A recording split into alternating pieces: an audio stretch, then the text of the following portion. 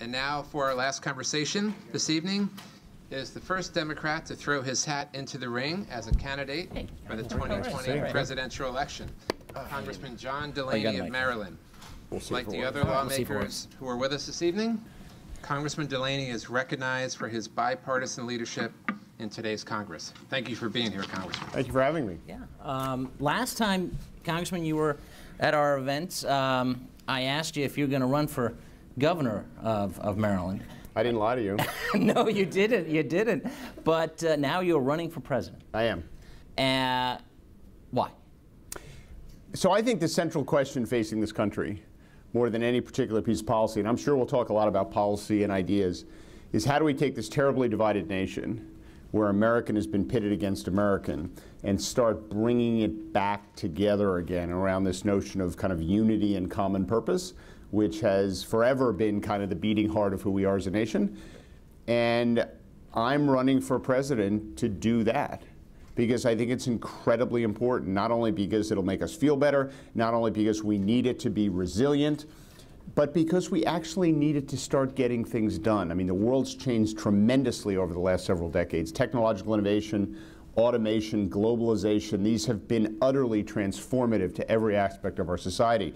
And we have failed to do the basic things we should have done as a country to update our people for this world. And so many of them are being left behind, and we're not kind of asserting the leadership we need to do globally. And I think it's all because we're so deeply divided. You have been on the campaign trail a lot. You're the first major presidential candidate in the race. You've been in Iowa a lot. Yes. What are you hearing from constituents there, people there?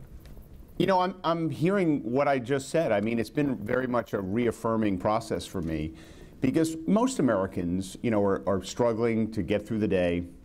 You know, about half of this country, according to the Federal Reserve, can't afford a $500 surprise expense. Mm-hmm. You know, they wake up and something happens to their car, or their house, or their health care, and it's $500, they're completely derailed. They don't have the savings, they don't have the capacity in their credit cards. And so, you know, the American people want solutions. They want us to get things done.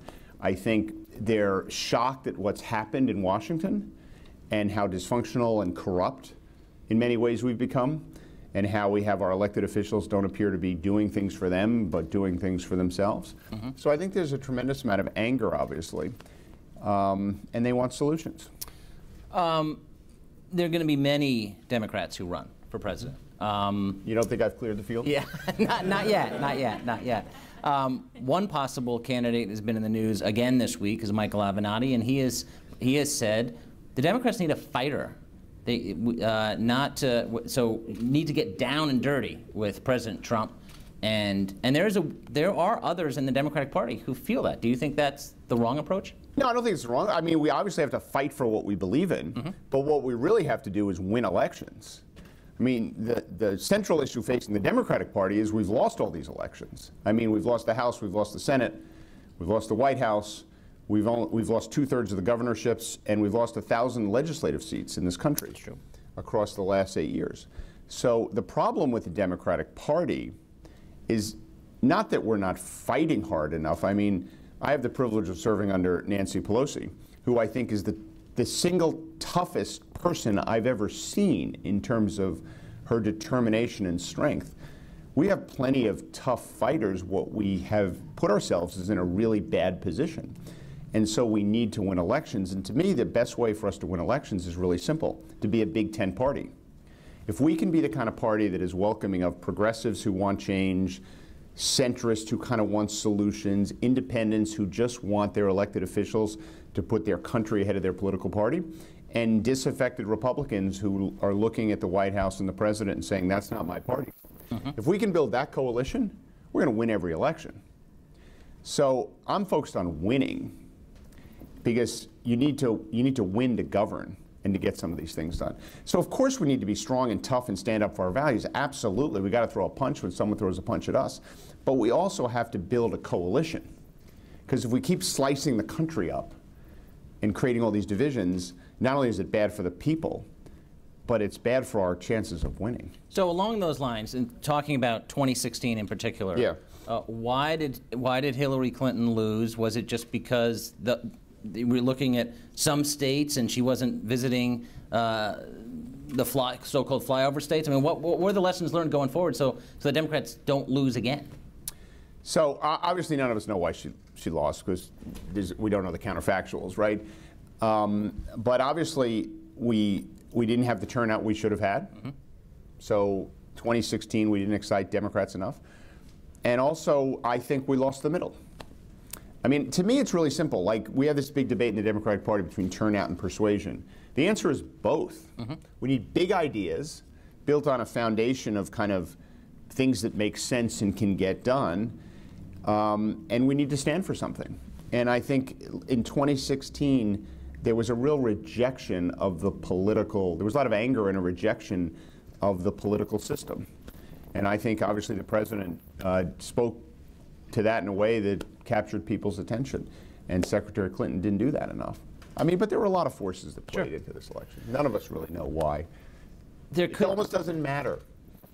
And that's how I think about it, which is, we spend all our time talking about that. I'd rather spend my time focusing on what do we need to do to win in 2018 and win in 2020. There was a lot of criticism of the Democratic National Committee of how it ran the primary in 2016. Yes. There are, I think, are likely, I was counting them, probably 24 Democrats, maybe more, major candidates, members of Congress like yourself, governors, mayors. How is DNC going to run this and be fair about it, especially when you think about the debates? I mean, the Republicans had a problem. They had 16 or 17. Yeah. There's going to be more candidates than that. There will be, and we've had that in the past. The best analogy to this election, I think, was 1976, when we had Watergate, mm-hmm. which was a terrible scar on the American people. Mm-hmm. And the Democratic primary had 19 people in it, mm-hmm. because the sense was after Watergate, the Democrats were going to win. It was a huge field. And Jimmy Carter emerged from that field because he answered the central question of the day. The central question back in 1976 was, how do you restore trust in a corrupt government?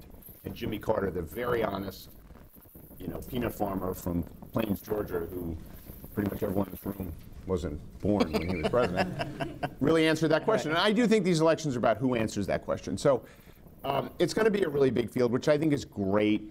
We should have a big debate. I think some of these political organizations are a little outdated. I mean, I personally think the DNC should move out of Washington and plop itself down in the middle of the country and be focused on actually party building everywhere in this country and not serve the elected officials.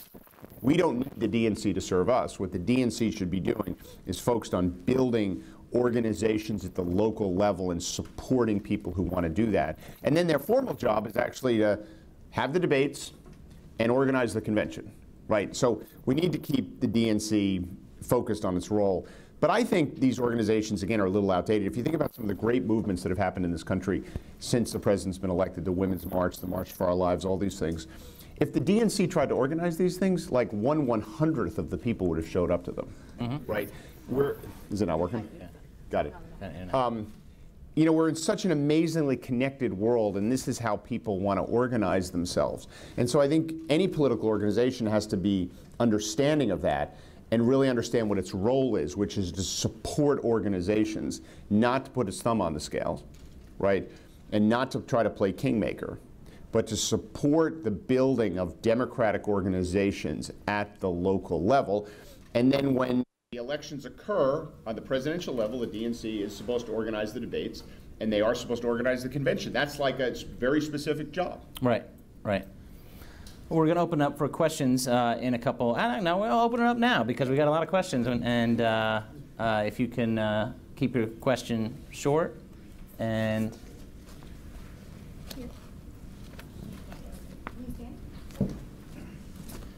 Hi. I was just wondering. I know everyone talks about I want to make these.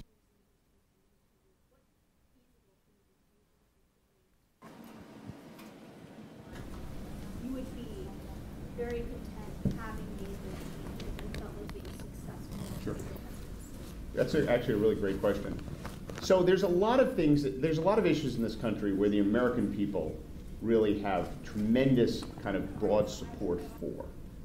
Building infrastructure, reforming our broken criminal justice system, common sense gun safety measures, having a national artificial intelligence strategy, doing things to protect our digital privacy, certain reforms like gerrymandering, these kind of things. There's a huge long list of issues, fixing healthcare, improving healthcare, that enjoy tremendous bipartisan support, but they haven't had leadership. And one of the things I've called on as president is that in my first 100 days, I will only advance ideas that already have bipartisan support in the Congress, right? Again, and it's some of the ideas I just talked about. Infrastructure, criminal justice reform. There are bipartisan bills right now in the Congress that good-minded Democrats and Republicans have been working on for years. I had an infrastructure bill that had 40 Democrats, 40 Republicans to invest $1 trillion in infrastructure. It had the head of the Freedom Caucus, which is the most conservative caucus in the Congress, and the head of the Progressive Caucus, which is the most progressive. But these things never really get acted upon. What we tend to do is have a partisan agenda out of the blocks. And I think it would be amazing if a president stood in front of the American people and say, listen, I represent every one of you, whether you voted for me or not. It's a sacred stewardship that I've now been given the privilege of having. And to prove this point to you, in my first 100 days, I'm just going to work on these things that your representatives on both sides of the aisle have found common ground on. And so that would be my initial agenda. And I think things like infrastructure, criminal justice reform, you know, and some other things really kind of float hot. National service is another thing I've really focused on, which is creating, not mandatory, but creating more opportunities for kids who graduate from high school to serve their country, either military, community service, or infrastructure, rebuilding our parks, et cetera. Stuff like that enjoyed tremendous bipartisan support. We have microphone disease going on. Hard time. Right here. Yeah.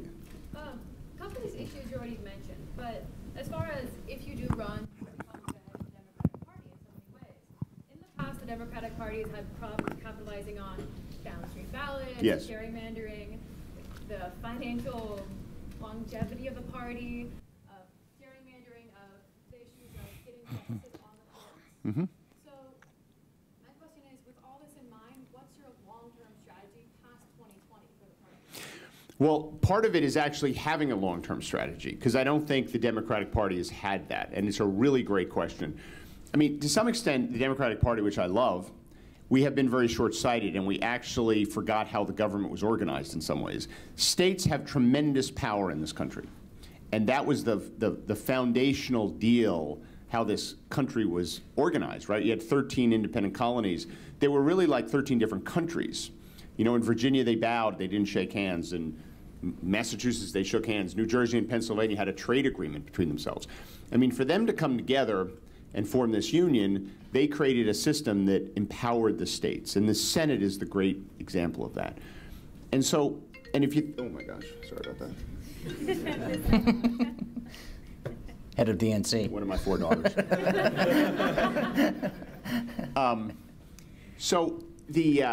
And so we have to realize that's why when I look at the map, it is so discouraging to me, and I see blue on the coast and red in the middle of the country, because we need a plan to campaign everywhere and build an organization everywhere. And I think at this moment in time, when so many Americans are concerned about how the norms in our society are being degraded and our leadership around the world is being reduced, we have a unique opportunity to talk to people who haven't been listening to us for a long time. I'm an entrepreneur by background. Prior to running for Congress, I started 2 businesses. I took them public. I was the youngest CEO in the history of the New York Stock Exchange.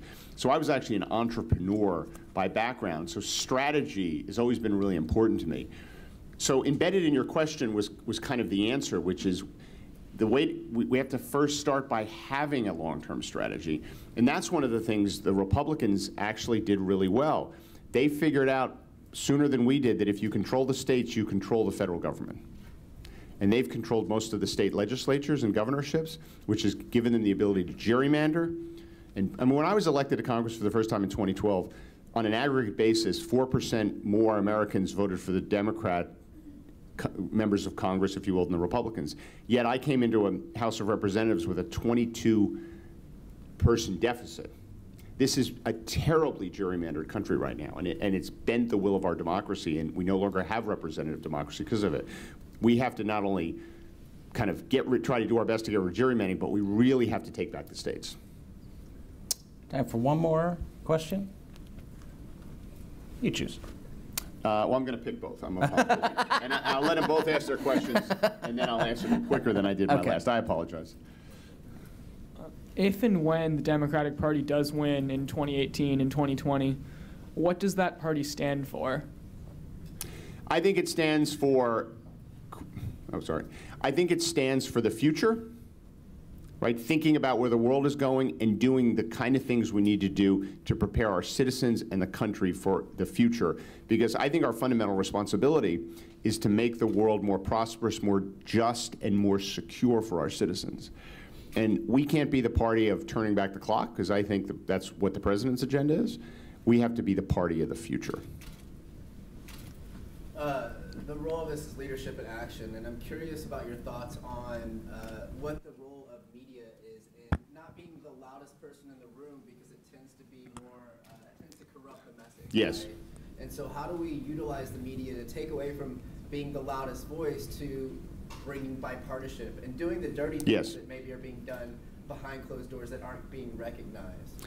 Well, it's a great question, because the media has changed tremendously, obviously, over the last couple of decades, in the last several years in particular. And I think both the media and the American people have had a hard time getting their head around it. I mean, Walter Cronkite said, again, someone else before your time, he said the role of the journalist is not to tell the American people what they want to hear, but it's to tell them what they need to know. And I think the media really needs to reset its compass a little bit around that, because there's an inherent conflict. And my oldest daughter's a journalist, and I'm incredibly proud of her for it. And so I'm a huge supporter of the free and independent press. But there is a conflict in the media between the bottom line and doing your fundamental job as journalists. And I think to some extent the print paper has done a very good job in the last several years balancing that. I think cable news has had a harder time with it. Let's put it that way. And so I just think there needs to be, one of the things I've actually called for as part of my presidential campaign to counter that a little bit is to almost go back to more old-fashioned public square debating. So for example, I've said that the president should debate the Congress once every 3 months on national television for 3 hours. Everyone would watch it. Definitely. Right? Definitely, yes. And yes. everyone would watch it. Right. And the first hour and a half could be a particular issue, healthcare, education, foreign policy, whatever the case may be, something really important. And the other hour and a half can be questions. There's something in Great Britain. Yeah, question time. Yeah. And so I just think it would be transformative. I really do, because I think the American people are having a hard time with the truth. Right? You all, particularly students in the world, you're taught to widen your aperture as a learner, to think about different ideas, you know, challenge yourself. But unfortunately, a lot of the American people increasingly have narrowed their aperture over the last several years and get their information from increasingly kind of reinforcing sources. And we need to break out of that, because those sources are doing something really insidious, which kind of telling the American people that half the country is entirely wrong about everything they believe. And we all know that's not true. You know, no matter how strong of a partisan you are, we all know you have friends and neighbors and people you work with or go to church with, or whatever the case may be, or go to school with, who are in a different party, but you think they're great and they're smart and they have good ideas. And so we need to break that a little bit, and you know, I think we need to do some out-of-the-box things. And I think the media will come along, I really do. I think they've had as hard a time with it as the American people have to some extent. We're out of time. Please thank the Congressman. Thank you. And I hand it back to Jack. Thank you.